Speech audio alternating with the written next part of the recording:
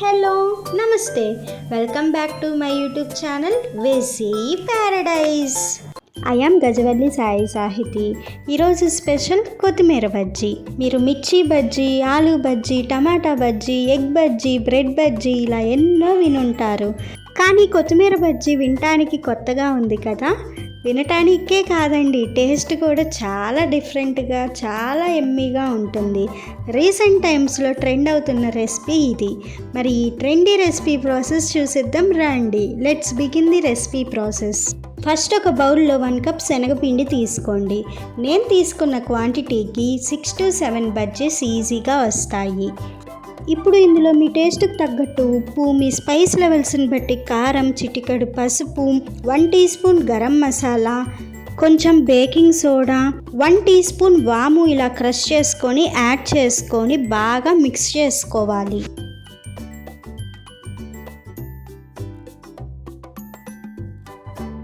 తర్వాత ఇందులో కొంచెం వాటర్ని చేర్చుకుంటూ ఉండలు లేకుండా మిక్స్ చేసుకోవాలి.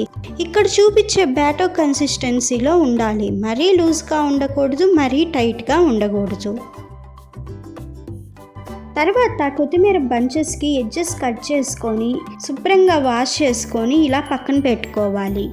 ఇప్పుడు స్టవ్ మీద ఒక కడాయి పెట్టుకొని డీప్ ఫ్రైకి సరిపడా ఆయిల్ వేసుకొని హీట్ అయిన తర్వాత ఇక్కడ చూపిస్తున్న విధంగా మీకు కావాల్సిన బజ్జీ సైజుని బట్టి మీకు నచ్చినన్ని కొత్తిమీర బంచెస్ని తీసుకొని పిండిలో ఇలా డిప్ చేసుకొని ఆయిల్లో వేసుకొని మీడియం ఫ్లేమ్ మీద గోల్డెన్ బ్రౌన్ కలర్ వచ్చేంత వరకు ఫ్రై చేసుకోవాలి. నేను చెప్పిన విధంగా పిండి కన్సిస్టెన్సీ ఉండేలాగా చూసుకొని మీడియం ఫ్లేమ్ మీద ఫ్రై చేసుకుంటే సాఫ్ట్ అండ్ క్రిస్పీగా ఉంటాయి ఈ బజ్జీలు. ఇలానే ఒకదాని తర్వాత ఒక బజ్జీని వేసుకుంటూ ఫ్రై చేసుకోండి.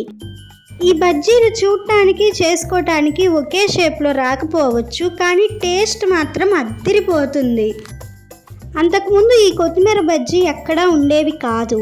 రీసెంట్ టైమ్స్లో స్ట్రీట్ ఫుడ్లో ఇవి కూడా ఒక భాగం అయిపోయాయి. ఈ బజ్జీలు డైరెక్ట్గానే సర్వ్ చేసుకోవటం కాకుండా కొత్తిమీర బజ్జీ మసాలాగా, కొత్తిమీర ఉల్లిపాయ బజ్జీగా కూడా సర్వ్ చేసుకోవచ్చు.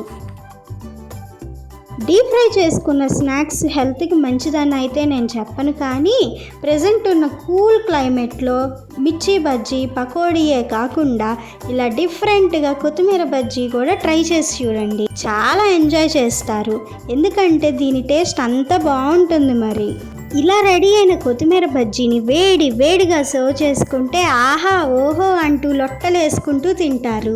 ఆల్రెడీ నా ఛానల్లో తమలపాకుల బజ్జీ రెసిపీ ఉంది. ఇంకా చూడకపోతే వెంటనే వెళ్ళి చూసేయండి, లింక్ డిస్క్రిప్షన్లోనే ఉంటుంది. రెసిపీ నచ్చిందా? అయితే వెంటనే ట్రై చేసి చూడండి. Stay tuned for more interesting recipes. Please do watch, like, share, comment and subscribe to my YouTube channel. Thank you for watching. Bye bye.